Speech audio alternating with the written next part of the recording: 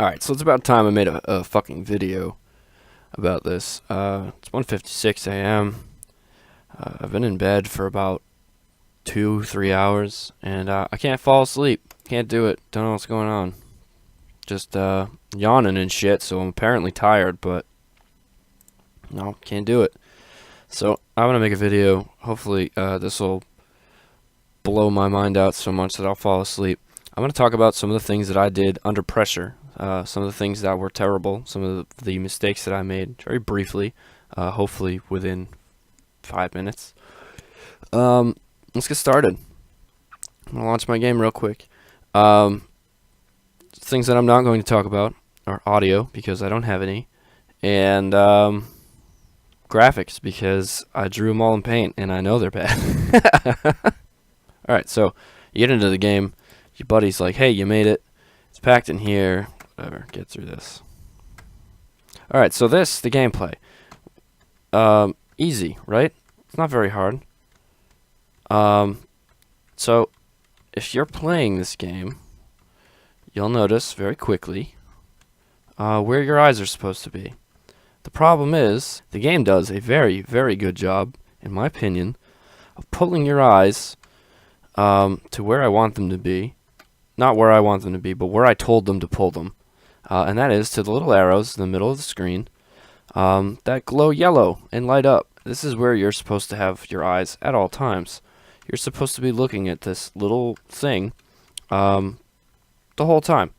And you're supposed to press the button as it flashes yellow. So that way, great. Look at that. So I guess this game's done. I was gonna redo it, but it's done for what it was worth. But so this is what I was talking about. Is this always on top? Why did I do? That's a little goofy. In any case, so let's see. When you're playing the game, your eyes are drawn down here. That's because if you look anywhere else, you're not going to get any of the information you need to play the game anymore. If you look up here at your beers counter, right up there, you're not allowed to, look that far. If your eyes snap up here, unless you've got very good peripheral vision, which apparently I don't, this is a very small window. I think the window is 600 by 400. If you look up there, you miss this. So you're like, all right, how many beers did I have? Or how many seconds do I have? How many beers have I drank? You just miss it. So that was probably not very good. This attempts thing right down here, if you're doing this and you miss, you can kind of see something snap over here, and you have to look over at that. And then you're now missing the information inside of this red zone. As I'm playing, I kind of tunnel vision. I don't know what any of these people look like. I have not read a single line of text, even though I wrote them. I have no idea what any of these say. What this is more or less this little graphic right there. And I could have the entire room be made out of dicks, and all of the people be made out of hats. That could say the N-word, and this could be how many cops I've killed. Nobody would know. Nobody would know at all. You'd have no idea. All this visual information is completely lost. It's gone. I think that this mechanic could be improved in a couple of ways. I could have a different face for each model, but that would be expensive in art. I could have the text give a clue, and then you would not only have to press the right button, you'd have to decipher what it means, and that can feel cheap if explanation was not very good. If I were to say, hi, how are you? What are you supposed to say to that? Like, man, I sure hate Mondays. What the hell are you supposed to say to that, So that could be a little cheap. So I could definitely have really easy softballs, silly, goofy little questions like, don't you hate when blank happens? And it's like, oh, he's complaining. And then I complain back. I could do something like that. But, actually, that's not the worst idea, now that I think about it. We could do facial response, like in Oblivion, that awful fucking minigame where you talk to people.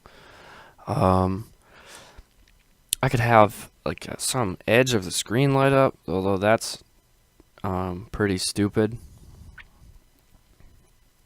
I think that's more or less the same thing as having the arrows down the bottom. So I guess the point of this is to have all of the information in the scene be useful, because otherwise it's literally just noise. Like I said earlier, this could literally say the N-word and it would be noise. It's just as useful as writing beers up in the top corner and never actually having to look up at the top corner, especially because it's so far away. Your attention is drawn down here. This one right down here, the attempts thing, you might actually notice it if you're playing the game so closely down to this. You might notice that tick if you miss one.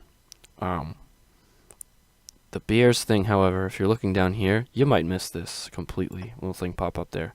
What else could I talk about? The rooms. The rooms could be a little more interesting, but again, that's an art thing. And as I said at the beginning, I'm not really going to talk about the art itself so much as the game design. The characters all suck. I had a nice time drawing those. I was actually whining the entire time. It was pretty funny. I definitely think that the objective is very unclear. I think that the randomness of people, as you can see, I just got the same guy 3 times in a row. That could be a little confusing to someone whose eyes are glued down at the bottom. It's just like, did I beat this or not? And the only thing that changed was the background, and that's so very subtle that a lot of people might not even notice it.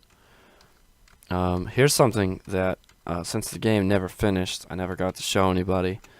If you get up into this and you don't make it before your piss meter runs out, there we go. The screen pans down and you've pissed yourself. Oh, that's where I put the any key thing. So yeah, I loved this, but I'm fucking gay and 8, so what are you gonna do? Another thing I decided to do, you can't use your mouse for no real reason other than I didn't want to waste time implementing a mouse, you know? But yeah, so my main concern, my main critique of myself is that this, the only game mechanic in the game, obscures the rest of the game itself. If I were to have a way to, I don't know, maybe attach some text to it, or make it so you have to kind of participate in the window a little better, because like I said, when I play it, I'm in this dark red zone and I don't leave it. I kind of happen to notice a change over here. I happen to notice a change over here. I do not notice a change up there at all. Every now and then I'll glance up to see how much time I've got left. But it was also my intent in the last iteration to remove the timer, to kind of make it discreet. Not because I want to lie to people or I want them to feel overwhelmed or anything, but the whole idea of this was the more you have, the worse you are. So I want people to be under the impression that they're doing very well, that they're doing super well. They're like, holy shit, I'm killing it. I got through like 30 or 40 different people. And then they turn around and they're like, I have to go through 30 or 40 different people to get back to the bathroom, which was in the front hallway. That was, I think, mentioned immediately when you hit play. Hey, you made it. The kitchen's through that door to your right, and the bathroom is here to your left. I got a fun fucking idea. I might keep this as Piss Quest, and then make a Piss Quest too. I found a tutorial on how to make a Doom-like game. If I could have a Doom-style Piss Quest where you have to run through rooms and talk to people and make friends. But we'll see about that. So yeah. That was way, way longer than I had wanted it. I think this is a very important part of game design, is to take a look at everything that you've done and analyze it and try to learn something from it. Try to learn where you went wrong and where you went right. Try to pick up on anything that you feel can be useful or helpful to you or to someone else. I hope you guys enjoyed this. This is kind of the style of video that's probably going to be coming out on this channel more often than not. Is just the lax, almost continuous thought where I talk about something. I still also do plan to do game jams and stuff like that. So if you're not interested in this commentary stuff, stick around for the live streams, and I'll do those again soon.